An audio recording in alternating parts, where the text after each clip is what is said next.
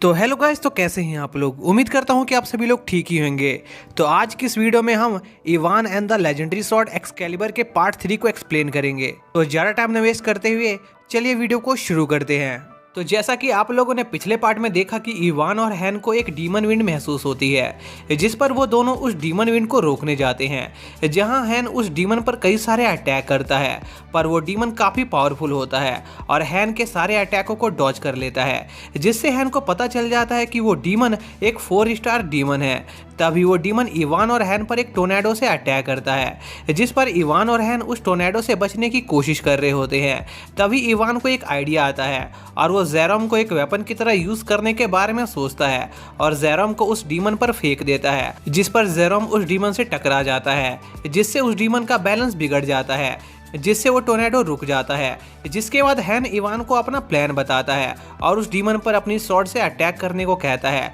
लेकिन इवान को कोई भी स्वॉर्ड टेक्निक नहीं आती थी जिससे वो उस डीमन पर अटैक कर सके, इसलिए इवान उस डीमन पर नॉर्मल स्वॉर्ड स्लैशेस का यूज करने लगता है। तभी हैन इवान को उस डीमन के हेड को टारगेट करने को कहता है, क्योंकि उस डीमन का हेड उसका वीक स्पॉट था, जिस पर हैन और इवान मिलकर उस डीमन पर एक साथ अटैक करते हैं। लेकिन वो डीमन जमीन के अंदर जाकर उन अटैकों से बच जाता है और कुछ समय बाद वापस आकर उन पर अटैक करता है, जिस पर हैन उस डीमन के अटैकों को डॉज कर लेता है और उस पर अपने थंडर ब्लेड से अटैक करता है, पर वो डीमन अचानक से वहां से गायब हो जाता है, जिससे हैन का वो अटैक इवान को लगने वाला होता है। पर इवान उस अटैक को वापस हैन की तरफ डिफ्लेक्ट कर देता है, जिसके बाद वो डीमन वहां पर दोबारा अपीयर होता है, पर इस बार इवान उस डीमन को हरा देता है, जिस पर हैन इवान से कहता है कि उसकी फाइटिंग स्किल अच्छी है और अगर इवान उसके साथ मिलकर काम करेगा तो वो और ज़्यादा नॉलेजेबल और पावरफुल बन सकता है। जिस पर इवान तुरंत हैन की बात मान जाता है, क्योंकि इवान को लग रहा था कि हैन काफ़ी कमज़ोर है। जिस पर हैन इवान को अपनी पावर शो करके उसकी गलतफहमी दूर करता है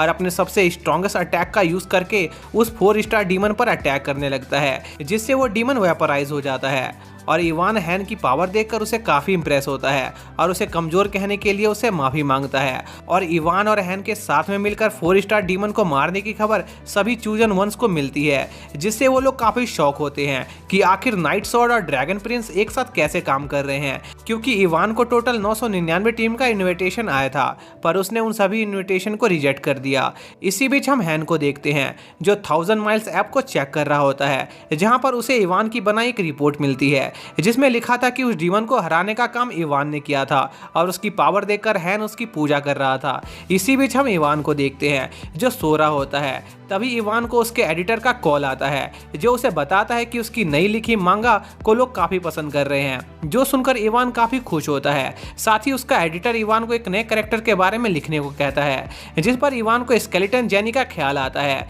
जिसके बाद हम अगले दिन का सीन देखते हैं, जहाँ पर टीन नाम की एक एक्ट्रेस इवान के नए मांगा को चेक कर रही होती है और उसे देखकर काफ़ी शॉक होती है, क्योंकि इवान ने अपनी मांगा में स्केलेटन जेनी को इंट्रोड्यूस किया था। जिसके बाद हम इवान को देखते हैं, जो कहीं पर जा रहा होता है। तभी उसे एक लड़की की मदद के लिए चिल्लाने की आवाज़ आती है और जब इवान उस डायरेक्शन में जाता है तो उसे टिन दिखाई देती है, जिसे एक आदमी किडनैप करने की कोशिश कर रहा था, जिस पर इवान टिन की मदद करने के लिए उस आदमी पर अटैक कर देता है। पर तभी इवान को पता चलता है कि वहाँ पर एक फिल्म के लिए शूटिंग चल रही है, जिसके साथ ही इवान को उन चीज़ों की भी भरपाई करनी पड़ती है जिसे उसने तोड़ दिया था। इसी बीच हम टिन को देखते हैं, जो अपने डिलीवरी बॉय को कॉल करती है, जहां टिन को पता चलता है कि इवान ही वो डिलीवरी बॉय है जो उसका सामान लेकर आ रहा था। लेकिन इस हाथापाई में टिन का खाना नीचे गिर गया था, लेकिन टिन तब भी उस खाने को उठाकर खा लेती है और इवान को भी थोड़ा सा खाना ऑफर करती है, पर टिन का एक फैन उसे ऐसा करते हुए देख लेता है। तभी वहां पर काफ़ी तेज हवा चलने लगती है और इवान की नज़र एक रिफ्ट पर जाती है, जो वहां पर खुलने वाली थी, जिस पर इवान तेजी से उस रिफ्ट की तरफ बढ़ने लगता है, क्योंकि इवान को लग रहा था कि इस रिफ्ट के अंदर के एक्सपीरियंस से उसे अपनी मांगा के लिए नए आइडिया मिल सकते हैं। जिसके बाद इवान का सामना उस डीमन विंड में मौजूद डीमन से होता है, जिस पर इवान उस डीमन पर अपनी स्वॉर्ड से अटैक करता है, पर वो डीमन इवान के स्वॉर्ड को पकड़ लेता है और उसके मुंह पर अपनी बाँस छोड़ देता है, जिससे इवान का ध्यान भटक जाता है और वो डीमन इवान पर हमला करने में कामयाब रहता है। जिस पर इवान उस डीमन पर अटैक करने उसकी तरफ बढ़ता है, पर वो डीमन इवान को अपनी टेक्निक का यूज करके पकड़ लेता है और यह सब देखकर जेरोम काफी खुश होता है क्योंकि इवान के मौत के साथ ही उसके सील को दोबारा रिस्टोर करने का प्लान सक्सेसफुल हो जाएगा। इसी बीच वो डीमन इवान को जान से मारने वाला होता है, लेकिन तभी वहां पर स्केलेटन जेनी आ जाती है और उस डीमन से फाइट करने लगती है और इन सब के बीच एक चूजन वन स्केलेटन जेनी और उस डीमन के बैटल को ऑब्जर्व कर रहा होता है और उसे उसके डिवाइस से पता चलता है कि वो डीमन एक 5 स्टार डीमन है। इसी दौरान इवान अपनी कैद से निकलकर उस डीमन पर अपनी नई शॉर्ट टेक्निक से अटैक करता है जिसे उसने हाल ही में सीखा था, पर इवान के उस अटैक से उस डीमन को कुछ नहीं होता है और वो डीमन इवान पर अटैक करने आगे बढ़ता है, लेकिन स्केलेटन जेनी सही समय पर आकर इवान को बचा लेती है। इसी बीच इवान की स्वॉर्ड ग्रीन लाइट से कवर होने लगती है और इवान का उसकी स्वॉर्ड पर से कंट्रोल गायब हो जाता है, जिसके साथ ही वो स्वॉर्ड ग्रीन लाइट से अफेक्टेड होने के कारण स्केलेटन जेनी पर लगातार अटैक करने लगती है, जिससे परेशान होकर स्केलेटन जेनी इवान और उसकी स्वॉर्ड को एक दीवार से बांध देती है ताकि वो दोनों उसकी लड़ाई के बीच में ना आए। इसी दौरान वो डीमन दोबारा से स्केलेटन जेनी पर अटैक करने की कोशिश करता है, जिस पर स्केलेटन जेनी उस डीमन पर अपने सबसे पावरफुल टेक्निक से अटैक करती है, जिससे वो डीमन हार जाता है। लेकिन बहुत देर ढूंढने के बाद भी स्केलेटन जेनी को उस डीमन का कोर स्टोन नहीं मिलता है, जिससे वो काफी हैरान होती है क्योंकि उस डीमन ने कोई कोर स्टोन ड्रॉप नहीं किया था। जिसके बाद वो रिफ्ट वहां से धीरे धीरे गायब होने लगती है और वो लोग वापस से रियल वर्ल्ड में आ जाते हैं, जहां पर इवान को पता चलता है कि टिन ही स्केलेटन जेनी है,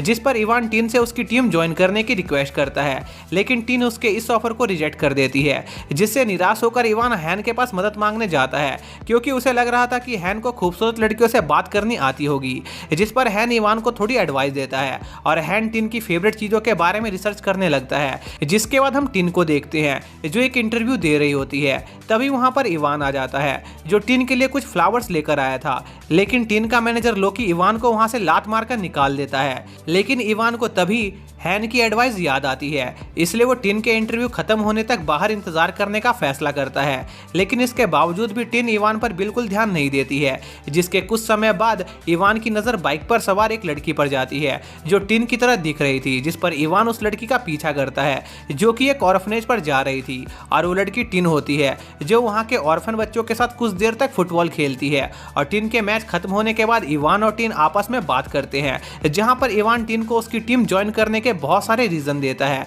और उसे मनाने की कोशिश करता है, पर टिन को इवान के ऑफर में कोई दिलचस्पी नहीं होती है, इसलिए वो वहां से जाने लगती है। लेकिन इवान तब भी टिन का पीछा नहीं छोड़ता है और अपनी बाइसिकल पर उसकी बाइक का पीछा करने लगता है, जिस पर टिन इवान को कन्फ्रंट करने के लिए रोकती है, पर इवान की साइकिल का ब्रेक फेल हो जाता है, जिससे उन दोनों का एक्सीडेंट हो जाता है, जिसमें इवान को काफी चोटें आती है, जिस वजह से उसे हॉस्पिटल जाना पड़ता है। वहीं दूसरी तरफ टिन का मैनेजर टिन को पिकअप कर लेता है। इसी दौरान हम एक आदमी को देखते हैं जो एक लड़के को इवान और टिन की फोटो देता है और उस लड़के को इवान के बारे में पता लगाने को कहता है, और वो लड़का कोई और नहीं बल्कि वही था जिसने इवान की स्वॉर्ड को अपने कंट्रोल में किया था और वो लड़का इवान को सबक सिखाना चाहता था। इसी बीच हम इवान को देखते हैं जो हॉस्पिटल से डिस्चार्ज हो गया होता है। तभी इवान को एक मैसेज आता है जो वर्ल्ड अफेयर कम्युनिटी की तरफ से था, क्योंकि इवान ने अभी तक चूजन वंश के तोड़े हुए रूल्स के लिए फाइन नहीं भरा था। साथ ही इवान को शूटिंग एरिया में किए गए नुकसान की भी भरपाई करनी थी, पर इवान की मुसीबतें यहीं खत्म नहीं होती है,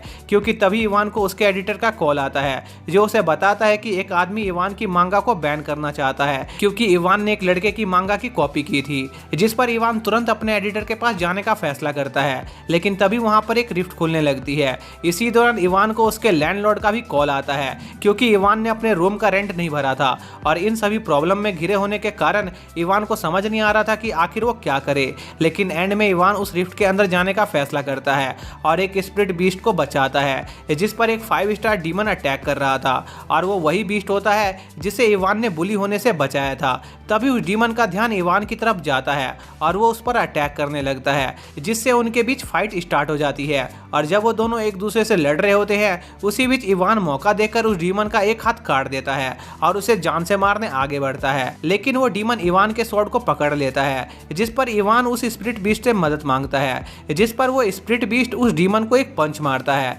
पर उसके अटैक का उस डीमन पर कोई असर नहीं हो रहा होता, जिस पर वो डीमन उन पर अटैक कर देता है और अपने कटे हाथ को वापस से हील कर लेता है, जिस पर इवान उस डीमन पर अटैक करके उसके टुकड़े टुकड़े कर देता है। लेकिन वो डीमन अपने आप को वापस से रीजनरेट कर लेता है और पहले से भी ज्यादा पावरफुल बन जाता है। इसी बीच हम हैन और उसके सर्वेंट को देखते हैं जो पिछले 5 स्टार डीमन के अटैक के बारे में डिस्कशन कर रहे थे, और वो इस कंक्लूजन पर पहुंचते हैं कि डीमन विंड्स पहले से ज्यादा पावरफुल हो गई गई है, इसलिए अब सभी चूजन वंस को एक टीम के साथ उनका सामना करने की जरूरत है। इसी बीच हैन को एक मैसेज आता है जिससे उसे पता चलता है कि इवान इस समय अकेला एक 5 स्टार डीमन विंड से लड़ रहा है, जो जानकर हैन को इवान की चिंता होने लगती है। और इसी के साथ ये पार्ट यहीं पर एंड हो जाता है।